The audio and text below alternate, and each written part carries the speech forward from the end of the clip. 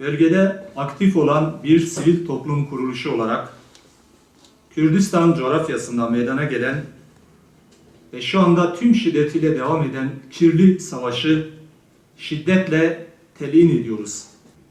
Bütün dünya Müslümanlarını acilen Gazze'de, Keşmir'de, Çeçenya'da, Patani'de, Moro'da, Myanmar'da, Doğu Türkistan'da olduğu gibi Kürdistan coğrafyasındaki zulümler ve kıyımlar konusunda da duyarlı olmalarını acilen temenni ediyoruz.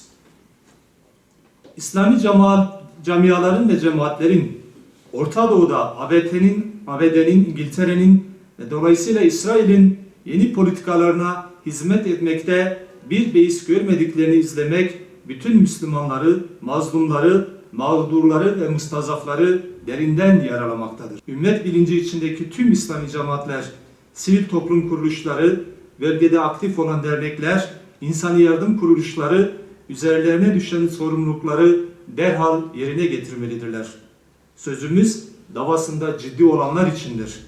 Çok iyi biliyoruz ki hibe fonlarından rant devşirmek için sıra bekleyen proje mantıklı sivil toplum kuruluşları sadra şifa olmamış ve olamayacaklardır.